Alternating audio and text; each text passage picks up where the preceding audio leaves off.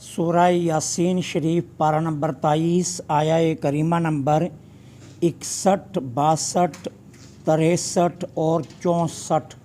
نحمدہ ونصلی ونسلم علی رسولہ الکریم، اما بعد فاعوذ باللہ من الشیطان الرجیم، بسم اللہ الرحمن الرحیم۔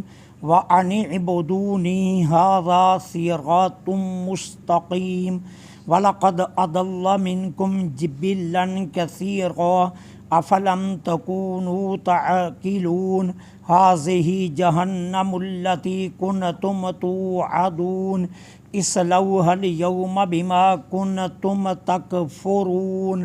صدق اللہ العظیم۔ وَأَنِ اعْبُدُونِي، اور میری عبادت کرنا، ھذا یہ صراط مستقیم سیدھا راستہ ہے، وَلَقَدْ اور تحقیق اضل گمراہ کر دیا شیطان نے منکم تم میں سے جبلن جماعت کثیرہ بڑی، ایک بڑے گروہ کو شیطان نے گمراہ کر دیا۔ افلم کیا نہیں تکونوا تعقلون تم عقل رکھتے، ہذہ یہ ہے جہنم جہنم التی وہ کنتم توعدون جس کا تم کو وعدہ دیا گیا تھا۔ اصلوھا الیوم آج تاپو اس کی آگ، بما باعث کنتم تکفرون اس کے کہ تم کفر کیا کرتے تھے۔ اب اللہ جل سبحانہ و تعالی نے آیہ کریمہ نمبر 61 میں ارشاد فرمایا کہ انی بدونی، میری عبادت کرو۔ اس سے پہلے کیا حکم تھا آیہ کریمہ نمبر 60 میں کہ شیطان کی عبادت نہ کرنا۔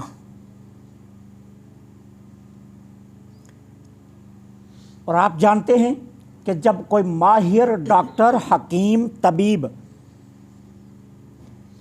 مریض کو اس کا علاج شروع کرتا ہے تو پہلے اس کو کچھ احتیاطی تدابیر بتاتا ہے، جس کو ہم اپنی زبان میں پرہیز کہتے ہیں۔ پرہیز کے بعد جو دوسری تلقین کرتا ہے نا، وہ تلقین یہ کرتا ہے کہ دوائی بھی پابندی سے کھانا۔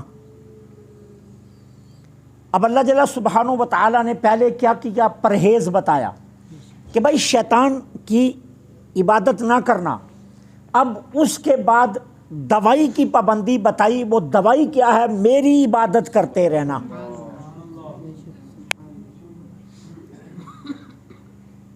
اب عبادت کہتے کس کو ہیں؟ عبادت کہتے ہیں اللہ تعالی عز و جل سے محبت کرنا، جو عہد اس سے کیے ہیں وہ پورے کرنا،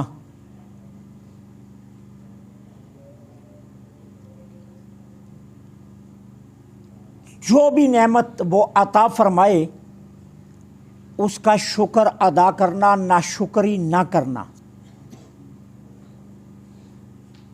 اور پھر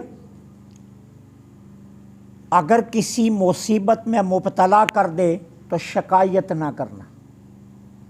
یہ عبادت ہے، جو عہد اس سے کیے وہ پورے کرنے، اور کسی حال میں بھی اس کی نافرمانی نہ کرنا، یہ عبادت ہے۔ عبادت صرف سجدے کا نام نہیں ہے کہ آپ کہیں جی میں نماز پڑھ لوں باقی میں سارے گناہ کرتا رہوں، کہا نہیں۔ اس سے کیے ہوئے سارے عہد پورے کرنا یہ بھی عبادت ہے۔ اس کی کسی نعمت کی ناشکری نہ کرنا یہ بھی عبادت ہے۔ شکر ادا کرنا یہ بھی عبادت ہے۔ اگر کسی مصیبت میں مبتلا کر دے تو شکایت نہ کرنا یہ بھی عبادت ہے۔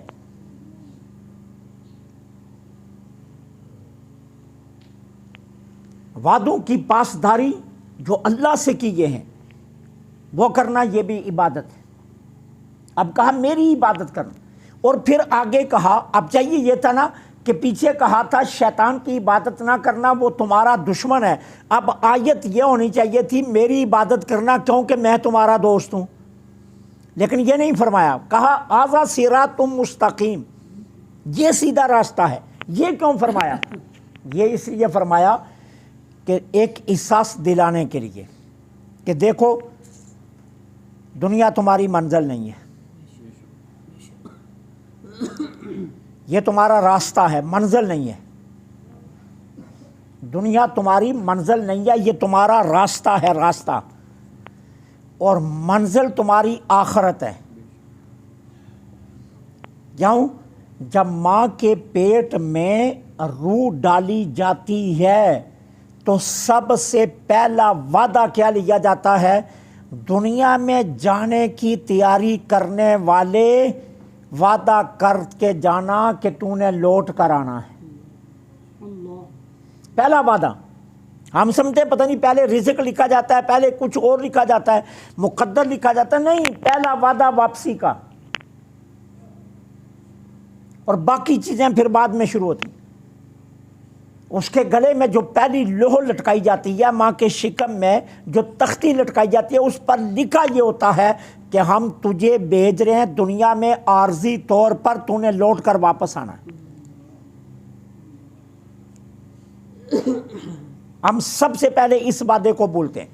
اب اس وعدے کا احساس دلانے کے لیے کہا ھذا صراط مستقیم، یہ دنیا تمہاری منزل نہیں ہے، منزل آخرت ہے۔ اور یاد رکھو منزل پر آسانی سے پہنچنے والا وہی مسافر ہوتا ہے جو راستہ سیدھا چنے، جو الٹے راستے چنے وہ منزل سے بھٹک جاتا ہے، بہک جاتا ہے، اسے بہت دیر لگتی ہے پہنچنے میں۔ اس لیے تمہیں کہا جا رہا ہے اللہ کی عبادت کرو، میری عبادت کرو، کیوں کہ تمہاری منزل آخرت ہے اور وہاں پہنچنے کا یہ راستہ سیدھا ہے، یہ بالکل سیدھا راستہ ہے جو تمہیں تمہاری منزل تک پہنچا دے گا، اور باقی کوئی بھی راستہ چنو گے تو تم بھٹک جاؤ گے، بہک جاؤ گے، منزل تک نہیں پہنچ سکو گے۔ اس لیے بہکنے سے، بھٹکنے سے بچنے کے لیے میری عبادت کا راستہ سیدھا راستہ، اس لیے کہا ھذا صراط مستقیم۔ وَلَقَدْ أَضَلَّ مِنْكُمْ جَبِلًّا، لیکن افسوس تم میں سے ایک بڑے گروہ کو شیطان نے بہکا دیا، گمراہ کر دیا۔ اب عدل کس کو کہتے ہیں؟ مقصد سے منحرف ہو جانا، مقصد سے پھر جانا۔ اب ہمارا مقصد دنیا میں آنے کا کیا ہے؟ اللہ رب العالمین کی اطاعت، یہ ہمارا مقصد ہے۔ اگر ہم اس مقصد کو چھوڑ دیں تو اس کا مطلب یہ ہے کہ ہم اپنے مقصد سے منحرف ہو گئے، ٹھیک ہے نا؟ وہ فرید اس لیے کہتے ہیں نا، کوئی بھول گیا مقصد آمندہ، کوئی کر کے حل مقصد چلیا، کوئی بھول گیا مقصد آمندہ، کوئی کر کے حل مقصد چلیا، اتے خائی ہر کوئی فرید مسافر ہے، کوئی اج چلیا تے کوئی کل چلیا۔ مقصد ہمارا اللہ کی اطاعت ہے۔ ہم نے روزی کمانا، ہم نے دولت کمانا، شادی کرنا، گھر بنانا، گاڑی لینا، جائیدادیں بنانا، اس کو مقصد سمجھ لیا۔ یہ مقصد نہیں ہے، اس کو یہ مقصد نہیں ہے زندگی کا۔ زندگی کا مقصد ہے اللہ کی اطاعت کرنا، اور یہ باقی چیزیں لوازمات ہیں، اس کو مقصد نہیں کہا جائے گا۔ تو مقصد سے ہٹ جانا، انحراف کرنا، اس کو کہتے ہیں گمراہ ہونا۔ اب شیطان کیا کرتا ہے؟ شیطان ہمیں اپنے مقصد سے دور کرتا ہے، اور عبادت الہی، اطاعت الہی مقصد کے قریب کرتی ہے۔ اس لیے کہا ایک بڑا گروہ گمراہ ہو گیا۔ افلم تکونوا تعقلون، کیا تم عقل نہیں رکھتے؟ عقل نہیں رکھتے؟ اب عقل کس کو کہتے ہیں؟ عقل کہتے ہیں وہ قوت جس سے علم حاصل ہوتا ہے، وہ قوت جس سے علم حاصل ہوتا ہے، یہ عقل کی تعریف ہے، یاد رکھنا۔ اب عقل کی دو قسمیں، ایک وہ عقل جو دماغ کے اندر مرکوز ہے، اور ایک وہ عقل جو سن کر حاصل ہوتی ہے۔ ایک وہ عقل ہے نا جو انسان کو سن کر حاصل ہوتی ہے، اور ایک وہ جو دماغ میں ہے۔ اب دماغ والی عقل اگر مرکوز نہ ہو تو سنی ہوئی عقل کوئی فائدہ نہیں دیتی۔ اب سنی ہوئی عقل کے لیے لازم ہے کہ دماغ والی عقل مرکوز ہو۔ اب یہاں اللہ نے کہا تمہیں عقل نہیں رکھتے، اب اس کا مطلب یہ نہیں ہے تمہارے دماغ میں عقل نہیں ہے۔ مطلب کیا ہے؟ دماغ میں تو عقل ہے، لیکن اپنے قرب و جوار کے مشاہدات سے تم علم کیوں نہیں حاصل کرتے؟ یہ عقل تمہارے پاس نہیں ہے، ٹھیک ہے نا؟ باپ مر گیا، اب بیٹا اس کے باوجود دنیا کے پیچھے بھاگ رہا ہے، تو اس کا مطلب یہ ہے کہ وہ عقل نہیں رکھتا۔ آپ اس کو جتنا مرضی عقل کہہ لیں، لیکن وہ عقل نہیں رکھتا۔ عقل رکھتا ہوتا تو باپ کی موت سے نصیحت حاصل کرتا۔ میرا باپ کیا لے کر گیا؟ میرا باپ لے کر کیا آیا تھا؟ میرے باپ نے اتنا کچھ بنایا اور وہ سارا یہیں چھوڑ کر چلا گیا۔ اب کل میں نے بھی چھوڑ کر چلے جانا ہے، تو مجھے اتنی باغ دوڑ کرنے کی ضرورت کیا ہے جب کوئی چیز میرے ساتھ نہیں جانی؟ وہ امام غزالی فرماتے ہیں نا، سب سے بڑا عقل مند ہے جس نے کفن کو ترتیب دیا۔ امام غزالی فرماتے ہیں جس نے کفن کو ترتیب دیا نا، وہ سب سے بڑا عقل مند ہے، اس سے بڑا عقل مند کوئی نہیں۔ کیوں؟ کفن میں جیب ہی نہیں رکھی۔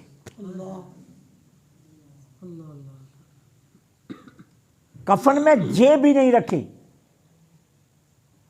کہاں لے کر جائے گا؟ کچھ نہیں تیرے ساتھ جانا،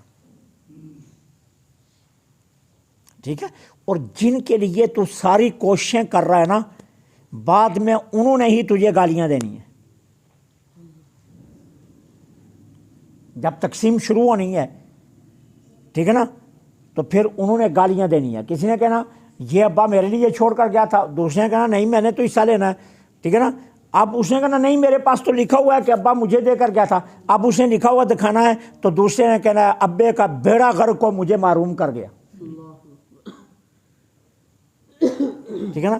اور میں نے تو اپنے کانوں سے کئی پنچایتوں میں یہاں تک سنا کہ ایسی اولاد استغفر اللہ اللہ کریم معافی دے، وہ کہتے ہیں باپ کی قبر جلے، اس کی قبر پر میں نے یہ لفظ بھی ایک پنچایت میں سنے، اس کی قبر پر کتے پیشاب کریں، یہ نا انصافیاں کر کے گیا۔ کن کے لیے چھوڑ کر گئے ہو؟ ان کے لیے،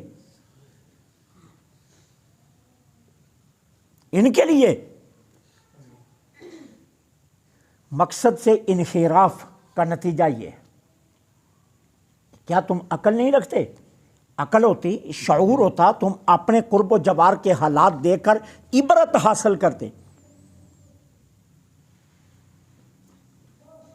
اس کا مطلب یہ ہے کہ تمہارے دماغ میں تو عقل ہے، لیکن علم کے ذریعے سن کر جو عقل ملتی ہے وہ عقل تم نے حاصل نہیں کی، وہ تم نے نہیں حاصل کی، ٹھیک ہے نا۔ وہ کہتے ہیں نا، ایک مولانا روم نے ایک عقائد لکھی ہے۔ مولانا روم فرماتے ہیں ایک مرتبہ شیر جو تھا نا، وہ اپنے ساتھ گدڑ کو لے کر شکار کرنے کے لیے چلا گیا۔ اب انہوں نے شکار کیا، ایک گدھا مارا، ایک ہرن مارا، ٹھیک ہے نا، اور ایک خرگوش مارا۔ اچھا، جب یہ مار کر لے آئے تو اب تقسیم کی باری آئی، تو بھیڑیا بھی آ گیا، اب بھیڑیا بھی شامل ہو گیا۔ اب شیر نے بھیڑیے کو کہا سب سے پہلے تم تقسیم کرو۔ اس نے کہا بادشاہ سلامت، گدھا آپ کے لیے، ہرن میرے لیے، اور خرگوش گدڑ کے لیے، سیدھی سی تقسیم ہے، ہم تین لوگ ہیں، تین چیزیں۔ شیر نے پکڑا، بھیڑیے کو بھی رگڑ دیا، ٹھیک ہے۔ اب گدڑ کو کہتا ہے تم تقسیم کرو۔ گدڑ نے کہا بادشاہ سلامت، خرگوش جناب کا صبح کا ناشتہ، ہرن جناب کا دوپہر کا کھانا اور گدھا جناب کا رات کا کھانا۔ اس نے کہا ویری گڈ، بہت خوب تقسیم۔ اچھا ایک بات بتا، یہ عقل تو نے سیکھی کہاں سے؟ اس نے کہا بھیڑیے سے۔ اس نے کہا یہ عقل میں نے بھیڑیے سے سیکھی ہے۔ اس نے اپنا حصہ رکھا تھا نا، وہ بھی جاتا رہا، اب میں بھی رکھتا تو میرا بھی یہی حال ہونا تھا۔ ٹھیک ہے نا؟ تم عقل کس کو کہتے ہیں؟ عقل علم کا نام ہے، اور علم جو آپ سن کر حاصل کرتے ہیں، جو دیکھ کر حاصل کرتے ہیں۔ اب اللہ تعالیٰ اہل مکہ کو یہی کہہ رہا ہے، پوری دنیا کے انسانوں کو اللہ یہی فرما رہا ہے، کیا تم نے پہلی اقوام کی تباہیاں، بربادیاں اور ان کے کھنڈرات اور اثرات دے کر تم نے کوئی عبرت حاصل نہیں کی؟ کیا تمہیں عقل نہیں ہے؟ تم ہر روز دنیا کو فنا ہوتے دیکھتے ہو، ہر روز اٹھتے جنازے دیکھتے ہو، بستے قبرستان دیکھتے ہو۔ قبرستانوں میں جا کر دیکھو کتنے بڑے بڑے لوگ لیٹے ہوئے ہیں، بادشاہ ہیں جن کی قبر پر آج کوئی فاتحہ پڑھنے والا نہیں ہے، بڑے بڑے لوگ ہیں جو اپنے وجود پر مکھی نہیں بیٹھنے دیتے تھے، آج ان کی قبر پر جھاڑو دینے والا بھی کوئی نہیں ہے۔ تمہیں احساس نہیں ہے؟ عقل نہیں ہے؟ افلم تکونوا تعقلون، کیا تم عقل نہیں رکھتے؟ ہذہ جہنم، یہ ہے جہنم، کنتم توعدون، جس کا تم کو وعدہ دیا جاتا تھا۔ تمہیں کہا جاتا تھا نا باز آ جاؤ، باز آ جاؤ، باز آ جاؤ، باز آ جاؤ، جہنم میں جلائے جاؤ گے۔ تم کہتے تھے کیسی جہنم؟ ایک جھلک میرے آقا نے صحابہ کو سنائی ہے جہنم کی، ایک جھلک۔ کئی دن تک صحابہ کی آنکھیں خشک نہیں ہوئی ہیں، ایک جھلک۔ اور وہ ایک جھلک کیا تھی؟ فرمایا دنیا کی آگ کو اللہ کریم نے 70 مرتبہ ٹھنڈا کیا اور پھر دنیا میں بھیجا۔ جہنم کی آگ دنیا کی آگ سے 70 گنا زیادہ گرم اور زیادہ جلانے والی ہے۔ تو صحابہ نے عرض کیا اللہ کے رسول صلی اللہ علیہ وسلم، یہ تو دنیا کی آگ ہی کافی ہے، اس کو 70 گنا بڑھانے کی کیا ضرورت تھی؟ تو میرے آقا نے فرمایا ایک اور سنو، اللہ تعالیٰ نے جہنم کی آگ کو 1000 سال جلا کر رکھا، پھر وہ سفید ہو گئی، پھر اللہ تعالیٰ نے 1000 سال اور جلایا تو پھر کیا ہو گئی؟ سیاہ ہو گئی۔ فرمایا اب جہنم کی آگ اندھیری ہے، جب اس میں ڈالا جائے گا تو انسان جلے گا لیکن اسے کچھ نظر نہیں آئے گا، نکلنے کا راستہ ہی نظر نہیں آئے گا۔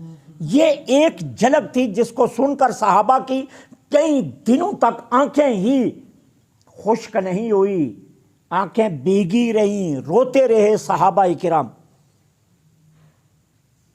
تو کہا یہ ہے جہنم جس کا تم کو وعدہ دیا جاتا تھا، اس لو حل یوم، آج تاپو اس کی آگ،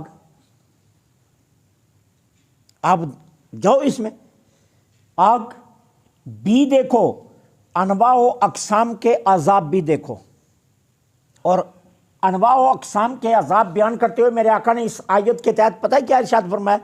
فرمایا بھاری بر پتھر جہنم کے کنارے سے گرایا جائے گا، 70,000 سال کے بعد طے میں پہنچے گا۔ اس کو طے میں جاتے ہوئے 70,000 سال لگ جائیں گے، اتنی گہرائی ہوگی ایک ایک کنویں کی۔ جہنم کے کنویں میں سے ایک ایک کنویں کی گہرائی اتنی ہوگی کہ بھاری بھر پتھر اوپر سے پھینکا جائے گا، 70,000 سال کے بعد نیچے پہنچے گا۔ تو پھر خود سوچو اس کا حال کیا ہوگا۔ بما کنتم تکفرون، اس سبب سے کہ تم کفر کیا کرتے تھے۔ اللہ سے دعا